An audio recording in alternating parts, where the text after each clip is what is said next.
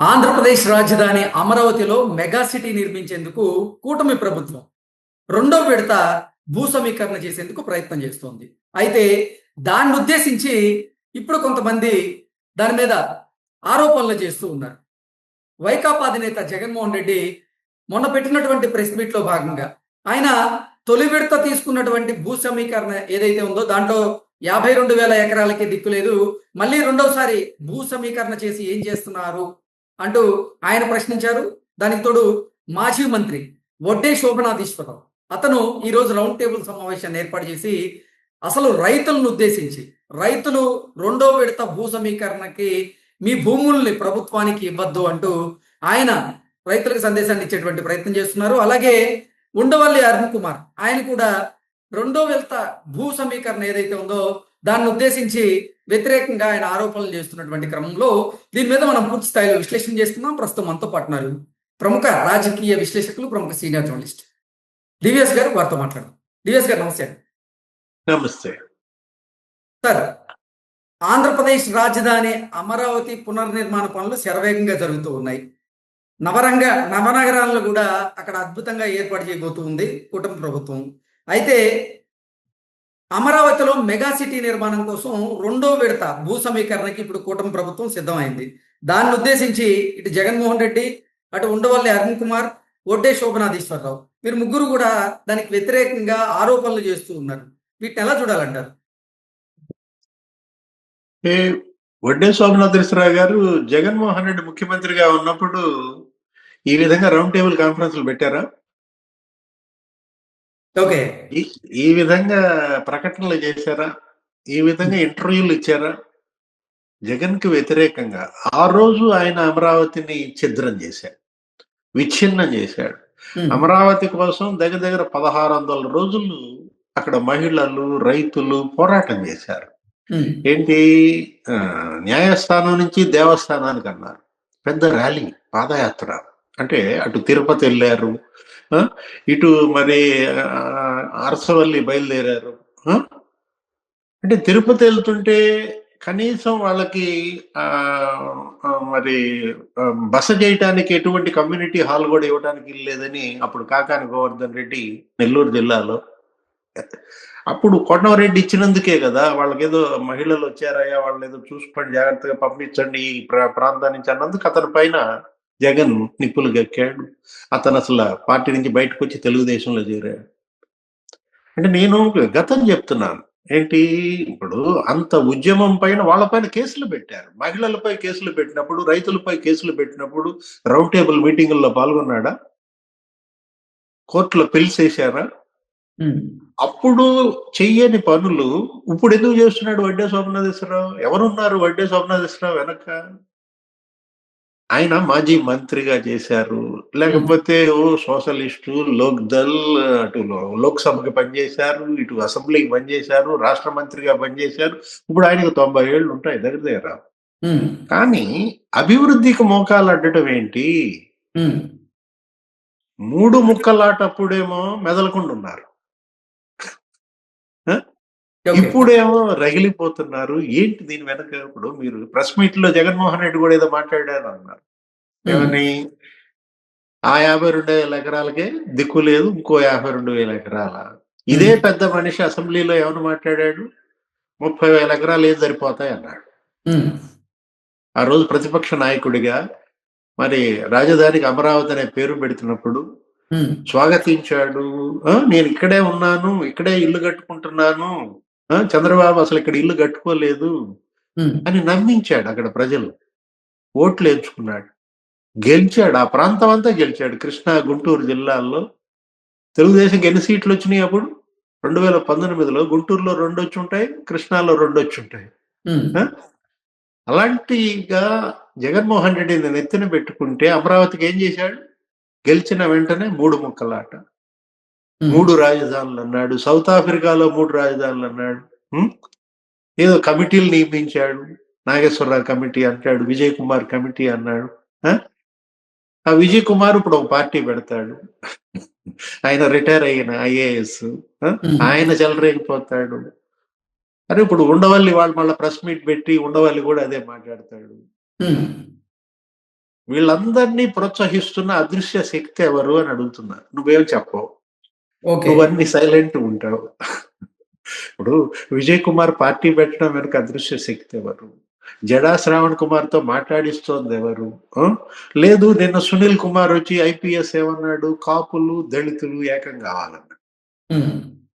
కాపులు ముఖ్యమంత్రి, దళితులు ఉప ముఖ్యమంత్రి. దళితులు ఇంతకుముందు ఉప ముఖ్యమంత్రి పదవి చేయలేదా? కొత్తగా సునీల్ కుమార్ ఏమన్నా చెప్పాలా దళితులకు ఉప ముఖ్యమంత్రి పదవి? ఇప్పుడు దళితులకు ఉప ముఖ్యమంత్రి ఇప్పుడు కాదయ్యా, కోనేరు రంగారావే చేశాడు ఎప్పుడు. ఆ! భూమి పుట్టక ముందు. ఆ! హ్మ్. ఉప ముఖ్యమంత్రిగా కోనేరు రంగారావు దళిత వర్గానికి కాదా ప్రాధాన్యత వహించింది. ఇప్పుడు కొత్తగా సునీల్ కుమార్ చెప్పాల్సిన అవసరం ఏంటి? అంటే ఏం జరుగుతోంది ఆంధ్రప్రదేశ్‌లో అంటున్నాను నేను. ఆంధ్రప్రదేశ్‌లో వాక్యూమ్. అపోజిషన్‌లో వాక్యూమ్ ఉన్నమాట వాస్తవమే. జగన్మోహన్ రెడ్డి అసెంబ్లీకి పోడు. వీళ్ళందరినీ వదులుతున్నాడు. అంటే ఏదో రకంగా ప్రభుత్వ వ్యతిరేకతని పెంచాలి. కూటమి ప్రభుత్వం చేస్తున్నటువంటి పనుల్ని అడ్డుకోవాలి. అడుగడుగున ఆటంకాలు కల్పించాలి. మామూలు ప్లానా? మామూలు కుట్ర జరుగుతోందా? అటు ఉండవల్లిని వదులుతున్నారు. ఇటు వడ్డే సోమనాథేశ్వరరావుతో పిలిసేపిస్తారు. ప్రెస్ మీట్లు పెడతారు. రౌండ్ టేబుల్ కాన్ఫరెన్స్‌లు పెడతారు. ఆ! లేకపోతే విజయ్ కుమార్, లేకపోతే హర్ష కుమార్, ఇంకెవరు జడా శ్రావణ్ కుమార్, సునీల్ కుమార్ అందరూ ఒక వేదిక మీదకి తీసుకొద్దామన్న ప్రయత్నాలు చేస్తున్నారు. హ్మ్. మొత్తానికి ఏంటి లక్ష్యం? టార్గెట్ చంద్రబాబు. హ్మ్. డిస్టర్బ్ చంద్రబాబు. చంద్రబాబుని డిస్టర్బ్ చేయాలి. ఇప్పుడు ఆయన ఏం చేస్తున్నారు ఇప్పుడు మీరు అమరావతి? ఇప్పుడు నిన్నే వెంకటరెడ్డి వచ్చాడు. కోమటిరెడ్డి వెంకటరెడ్డి చూసావా? చంద్రబాబు ఇంటి దగ్గర ఆయన ఏదో గ్లోబల్ సమ్మిట్ ఏదో రైజింగ్ తెలంగాణ. తెలంగాణ రైజింగ్ దానికి ఆహ్వానించడానికి వచ్చారు. ఆ! హ్మ్. ఏపీ సీఎంని పిలిచారు. ఏమని మాట్లాడాడు వెంకటరెడ్డి? కోమటిరెడ్డి వెంకటరెడ్డి జీవిత కాలంలో చంద్రబాబును ద్వేషించినవాడు. హ్మ్. రాజశేఖర రెడ్డికి పెట్టతను. అతను నిన్న విలేకరులతో ఏం మాట్లాడాడు బయటకొచ్చి గంటన్నర భేటీ తర్వాత? హైదరాబాద్ అభివృద్ధి మూల కారణం చంద్రబాబు. ఆయన కట్టిన విమానాశ్రయం, ఆయన కట్టిన ఔటర్ రింగ్ రోడ్, హైటెక్ సిటీ. అతనే చెప్పాడు గదా! కోమటి వెంకటరెడ్డి. నేనెప్పుడో సంగతులు చెప్పటం లేదు. నిన్న తాజాగా జరిగిన అంశాల గురించే మాట్లాడుతున్నాను. హ్మ్. అరే! ప్రత్యర్థి అసలు ద్వేషించే వ్యక్తులు వాళ్ళు చంద్రబాబును పొగుడుతున్నారు హైదరాబాదు అభివృద్ధికి. హ్మ్. ఇవాళ తెలంగాణ సంపన్న రాష్ట్రం అయిందంటే తెలంగాణ జీఎస్‌డిపిలో 25% వస్తోంది రెండిటి నుంచే. 12% వస్తోంది ఔటర్ రింగ్ రోడ్ నుంచి. 160 కిలోమీటర్ల ఔటర్ రింగ్ రోడ్ ఆ రోజు ఎవరేశారు? ఎవరు బీజం వేశారు? దాన్ని ఎవరు అభివృద్ధి చేశారు? కాతే అదృష్టం ఏంటంటే తెలంగాణకి జగన్ లాంటోడు సీఎం గాల. సీఎం అయితే ఎమ్మటే ధ్వంసం అయిపోయింది. ఏది ఔటర్ రింగ్ రోడ్డు మొదలుపెట్టేవాడు, పాడు పెట్టేవాళ్ళు అసలక్కడ జరగాల్సినయి లేకపోతే ఔటర్ రింగ్ రోడ్డు కూడా తవ్వేసి ఎత్తుకుపోయేవాళ్ళు. హ్మ్. ఇప్పుడు ఇక్కడ ఎత్తుకుపోవాలా? ఎక్కడ? అమరావతిలో రోడ్లు ధ్వంసం చేసి, కంకర ఎత్తుకుపోయి, స్టీల్ ఎత్తుకుపోయినప్పుడు ఎక్కడున్నాడు వడ్డే సోమనాథేశ్వరరావు? హ్మ్. ఆ వైసీపీ వాళ్ళు అక్కడ ధ్వంసం చేశారు గదా! ఏంటి ఇప్పుడు సీడ్ క్యాపిటల్ అది సీడ్ యాక్సెస్ రోడ్ ఉంది గదా! ఆ రోడ్డుని ఆ హైవేకి కలపనీయకుండా మధ్యలో వైసీపీ కార్యాలయం కట్టుతున్నారు. ఏం చేశాడు? వడ్డే స్వప్నేశ్వరరావు బీయింగ్ కృష్ణా జిల్లా నేటివ్ హ్మ్. ఆయనెళ్లి అక్కడ కూర్చున్నాడా? ధర్నా చేశాడా? దీక్షకు దిగాడా?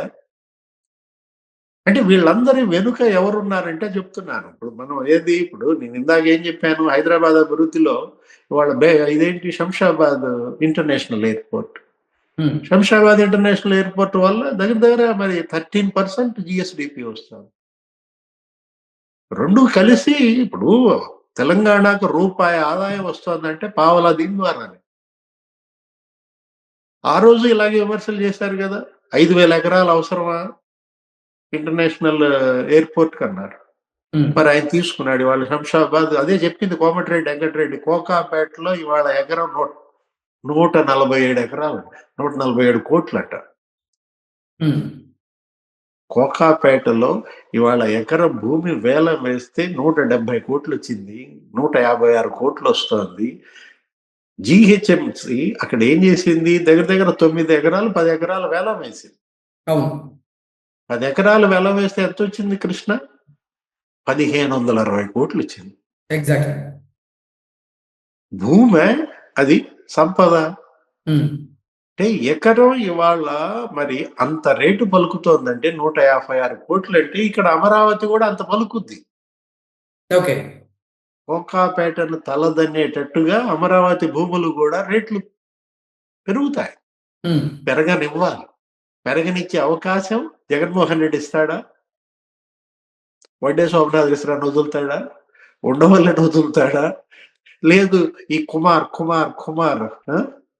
ఏమనాలి? కుమార్ టు ది పవర్ 4 వదులుతాడా? ఓకే. విజయ్ కుమార్, శ్రవణ్ కుమార్, లేకపోతే సునీల్ కుమార్.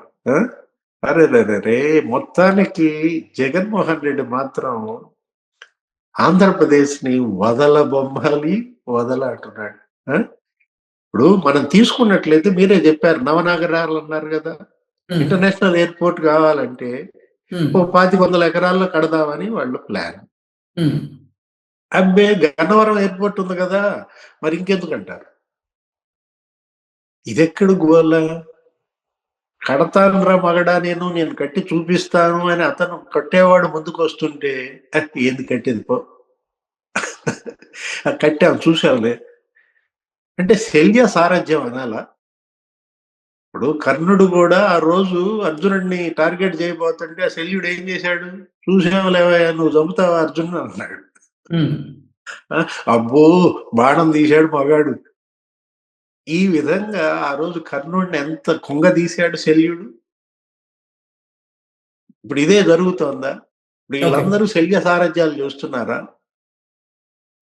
అభివృద్ధి చేసేవాడిని అడ్డుకోవడం ఏంటి? అభివృద్ధిని నాశనం చేసేవాడినేమో ప్రోత్సహించడం ఏంటి? ఫస్ట్ టైం చూస్తున్నాను అన్నమాట నేను. ఆంధ్రప్రదేశ్కి ఇదే గ్రహణం. ఓకే. ఏపీకి పట్టిన శని. ఈ శనిని వదలాల. ఈ శనిని ఎవరు వదిల్చాలి? ఎవరు చేస్తారు ఇవాళ? ఎవరు ఇవాళ? అక్కడ అమరావతి ప్రజలే అడ్డుకోవాలి. ఏది? అమరావతి ప్రజలు వడ్డే సోమనాథరావు, లేకపోతే ఉండవల్లి అరుణ్ కుమార్, జగన్మోహన్ రెడ్డి వీళ్ళని కట్టడి చేయాల్సింది అక్కడ ఉన్నటువంటి కృష్ణా, గుంటూరు జిల్లా ప్రజలు. Okay sir. Thank you so much.